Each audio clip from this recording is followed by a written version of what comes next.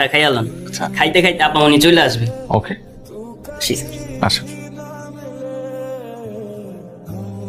আকবর, জি আপা। চার সালে বিস্কিট দাও না কেন?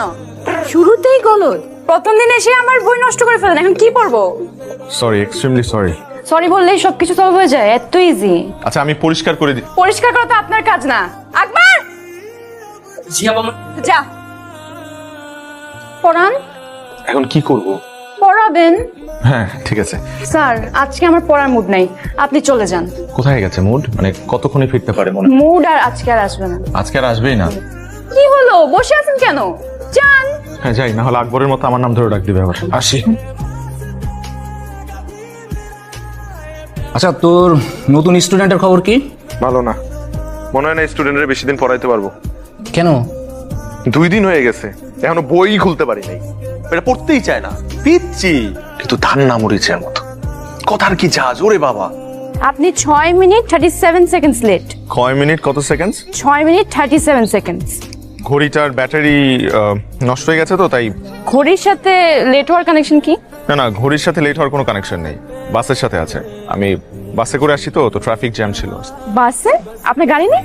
আমার গাড়ি থাকলে তোমাকে টিউশনি করাতাম না। তাই তো। এই মামা, মামাকে ডাকছো কেন? চলেন। কোথায় যাব? আগে চলেন, তারপর বুঝবেন। চলেন। কোথায় বসবো? এখানে। এখানে কেন বসবো? আমার এখানেই পড়তে ইচ্ছা করছে আজকে, এখানে। এইখানে পড়বে তুমি? মাই গড। এখন স্যার হিসেবে আপনার দায়িত্ব আমাকে পড়ানোর। কিন্তু তুমি যা শুরু করছো এভাবে তো আমি তোমাকে পড়াইতে পারবো না। আমি চিটাগং ইউনিভার্সিটি পড়তে চাই, ঢাকা ইউনিভার্সিটিতে না। হুট করে তুমি ঢাকা থেকে চিটাগং ইউনিভার্সিটি কেন শিফট করতে যাচ্ছ? স্যার, আমার বয়ফ্রেন্ড চিটাগং ইউনিভার্সিটিতে পড়ে, বুঝতেই তো পারছি। কার বয়ফ্রেন্ড? আমার। হোয়াট? পিচ্ছি মেয়ের বলে বয়ফ্রেন্ড আছে? পিচ্ছি? আমি পিচ্ছি না। না তুমি পিচ্ছি না, তোমার বয়ফ্রেন্ড পিচ্ছি। শোনো, তোমার এখন পড়াশোনা করার বয়স, প্রেম করার বয়স না। স্যার, জেনজিরা পড়াশোনা আর প্রেম দুইটা একসাথেই মেনটেন করতে পারে। আর আপনি আজকে থেকে আমাকে চিটাগং ইউনিভার্সিটির অ্যাডমিশনের জন্য পড়াবেন, ঢাকা ইউনিভার্সিটির জন্য না। আমি তোমাকে চিটাগং ইউনিভার্সিটির জন্য পড়াতে পারবো না। আপনি না পারলেও আপনার পড়াতেই হবে। আমি বাধ্য না। আপনি বেনিফিট পাবেন।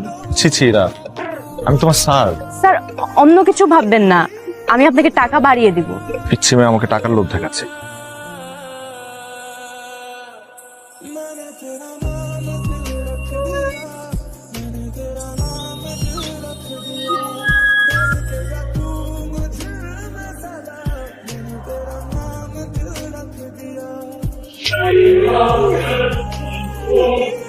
আগে দেখেন কোন একটা ভুল হচ্ছে। আর বল, কত বড় সাহস! পার্কে গিয়ে আমার মেয়েকে প্রেম নিবেদন করছে, কত বড় সাহস! এই তুমি কি, তুমি এই বাড়িতে টিউশনি করো, তুমি চাকরি করো আমাদের, তার মানে তুমি এই বাড়ির চাকর? তোমার মালিকের মেয়ের দিকে তাকাইছো, তোমার তো চোখ তুলে ফেলা উচিত। এই পুলিশে ফোন করো, পুলিশে ফোন করে ওকে ধরে দাও। ও আজকে আমার মেয়ের সাথে এরকম করছে, কালকে আরেকটা বাড়িতে গিয়ে করবে। ও যেন কোনো বাড়িতে টিউশনি করতে না পারে তার ব্যবস্থা করো। তুমি তো একদম ছোট লোকের বাচ্চা কোথাকার। প্লিজ আন্টি, আপনি আমার মা বাবাকে নিয়ে কিছু বলবেন না। খুব লাগতেছে না? এই, এই, তোমার কি ধান্দা ছিল যে এই ফ্যামিলিতে ঢুকে নিজের স্ট্যাটাসটাকে একটু আপ করবা? ছি, ছি। ছি ছি, যাও বেরো, যাও গেট ক্লাস। আবার বসে আছে ছোট লোক কোথাকার। স্যার, জেনজিরা পড়াশোনা আর প্রেম দুইটা একসাথেই মেনটেন করতে পারে।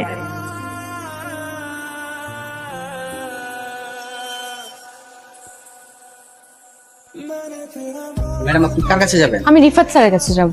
ম্যাডাম, তার পারমিশন ছাড়া তো আমি আপনাকে যেতে দিতে পারি না। আমি বেশি সময় নিব না। কি হয়েছে এখানে? রিফাত কি হয় আপনার? বয়ফ্রেন্ড? হাজবেন্ড? জি জি, হাজবেন্ড। তো রিফাতের ওয়াইফ, আপনি নিচে দাঁড়িয়ে আছেন কেন? আপনি উপরে যাবেন, আসেন। না না, আজকে না হয় না, আজ আপনি যদি ওকে একটু কষ্ট করে নিচে পাঠাতেন আমার জন্য খুবই ভালো হতো। ও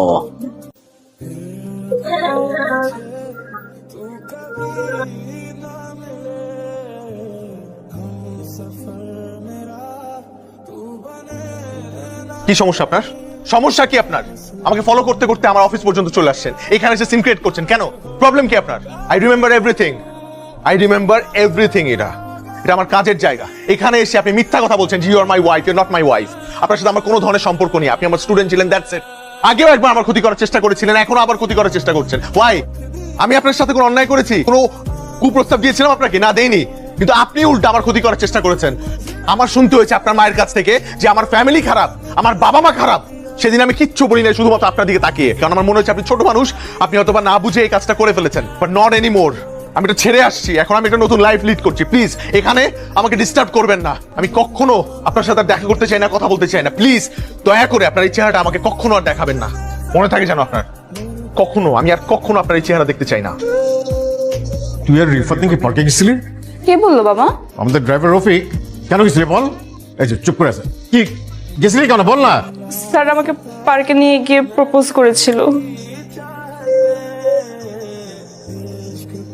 আসসালামু আলাইকুম স্যার। ওয়ালাইকুম সালাম। স্যার একটা মিনিট দাঁড়ান স্যার, আপনার একটা পার্সেল আছে। স্যার কে দিল এটা? স্যার আপনার ওয়াইফ রেখে গেছে। আমার ওয়াইফ? জি স্যার।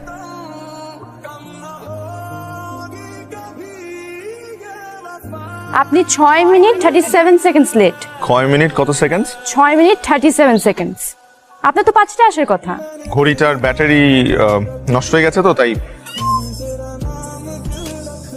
স্যার, নিজের স্বার্থে আপনাকে মিথ্যা অপবাদ দেওয়ার জন্য আমি ভীষণভাবে অনুতপ্ত। বিশ্বাস করেন এই প্ল্যানটা আমার না, পুরো প্ল্যানটা ছিল আমার বয়ফ্রেন্ডের। আরে কংগ্রাচুলেশনস, তুমি আঙ্কেলের সাথে কথা বলো, আমার মনে হয় সে রাজি হবে। বাবা এক কথার মানুষ, আমার তো ভয় করছে, দেখি কি হয়। আর শুনো, তোমার জন্মদিনের প্ল্যান কি? তুমি নাই কি আর প্ল্যান হবে? তুমি থাকলে হয়তো কোনো একটা বার্থডে প্ল্যান করতাম। আচ্ছা ঠিক আছে। তারপর আমার বয়ফ্রেন্ডকে ওর বার্থডেতে সারপ্রাইজ দিতে আমি নিজে চট্টগ্রাম রওনা দিই। সেখানে গিয়ে আমি দেখতে পাই নিয়ে যাবেদের বাসা আইতালে আইর। Happy birthday. থ্যাংক ইউ, কিন্তু তুমি এখানে? তোমার বার্থডে সারপ্রাইজ দিতে আসছি। না না, সেটা ঠিক আছে, কিন্তু নিচে একটা কফি শপ আছে বুঝছো, খুব ভালো। তুমি হলে 10 মিনিট বসে, আমার একটা ফ্রেন্ড আসছে, তোদের জাস্ট বিদায় দিয়ে আমি চলে আসতেছি। নিচ্ছে কি আসছে? আমি ইরা। আর তুমি? আমি শান্ত। তোমার এক্স? কি এক্স? আমি তোর প্রেজেন্ট গার্লফ্রেন্ড। তুমি প্রেজেন্ট গার্লফ্রেন্ড হলে আমি কি? প্লিজ 10 মিনিট নিচে ওয়েট করো, আমি পৌঁছি। তুমি কি বুঝাবা? ইরা তুমি বুঝাচ্ছ? সেখান থেকে মন খারাপ করে যখন ঢাকার উদ্দেশ্যে ব্যাক করি, তারপর বাসা আসার পর অনেক দিন আমার মন খারাপ থাকে। কি রে, দুদিন ধরে দেখছি এরকম একলা একলা বসে থাকিস কেন সারাক্ষণ? নে খাবার নিয়ে আসছি, খা। না খাবো। কি হলো তোর, কেন খাবি না? আরে খা, খেয়ে নে, খেয়ে নে। খাবো না, যাও না। আশ্চর্য। মন খারাপের মাঝে একদিন ফেসবুক স্ক্রল করতে গিয়ে দেখতে পাই আপনাকে টিউশন মিডিয়া থেকে ব্যান করা হয়েছে। সেটি দেখার পর নিজেকে আরো বড় অপরাধী মনে হতে থাকে। তারপর টিউশন মিডিয়াতে যাই, গিয়ে ওদেরকে সত্যটা বলি। বিশ্বাস করেন এখানে রিফাত স্যারের কোনো দোষ নেই, সব দোষ আমার। I am very sorry about everything. শিক্ষকতা একটি মহান পেশা। আপনাদের মতো কিছু মানুষের ভুলের কারণে আজ মেধাবী শিক্ষার্থীরা এই পেশা থেকে দূরে সরে যাচ্ছে। চিরং ইউনিভার্সিটিতে ভর্তি হতে চেয়েছিলে কেন?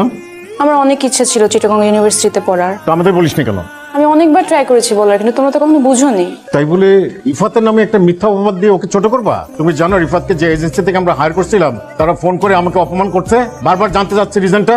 কেন করলো এরকম? অ্যান্সার করো। তোমাদের একটা সমস্যা কি জানো, যে কোনো একটা ঝামেলার মধ্যে পড়লে জাস্ট সাইলেন্ট হয়ে থাকো। আর এই যে তুমি, হ্যাঁ, তোমার আজকাল পেয়ে পেয়ে ওরা সবাই এখন যে যার মতো ইচ্ছা তাই করছে। শোনো, আমার একটা ক্লিয়ার কথা বলে দেই, এই মেয়ে ঢাকা ইউনিভার্সিটিতে পড়তে হবে। আর যদি ঢাকা ইউনিভার্সিটিতে চান্স না পায় তাহলে ওই যে বাসা পাশে ডিগ্রি কলেজ আছে ওইখানে পড়বে। দিস ইজ ফাইনাল, ওকে? বাবার কথা অনুযায়ী ঢাকা ইউনিভার্সিটির এডমিশন টেস্টের জন্য পড়াশোনা স্টার্ট করি। পড়াশোনার ফাঁকে ফাঁকে আপনাকে ফোনে ট্রাই করি। এর একটা কথা মনে রাখবে, পড়ালেখা মানে জীবনের জন্য প্রস্তুতি গ্রহণ করা নয়। এমন ভাবে পড়ো যেন পড়ালেখাই তোমার জীবন হয়ে ওঠে। আপনার দেওয়া উপদেশটা মেনে আমি ঢাকা ইউনিভার্সিটিতে চান্স পেয়েছি। বিশ্বাস করেন স্যার, সেদিন হঠাৎ করে বাসের জানালায় আপনাকে দেখি। এরপর থেকে ফলো করা শুরু করি। আপনাকে বিরক্ত করার কোনো ইচ্ছেই ছিল না আমার। আমি শুধু আপনার কাছে ক্ষমা চাইতে চেয়েছি। এই জন্য কয়েকদিন ধরে আপনাকে বিরক্ত করেছি। আমি কথা দিচ্ছি স্যার, আপনি আমাকে ক্ষমা করে দিলে আমি আর কোনোদিন আপনার সামনে আসবো না বা বিরক্ত করব না। আপনি যদি আমাকে ক্ষমা করে দেন তাহলে আগামীকাল বিকেলে আপনার সাথে আমি দেখা করতে চাই। তুমি আমাকে বলেছিলে যে আমি তোমাকে ক্ষমা করে দিলে তুমি আমার আশপাশে থাকবে না কখনো। জি। আর যদি ক্ষমা না করি তাহলে পাশে পাশে থাকবো। কতদিন? সারা জীবন। Is it a promise? More than a promise.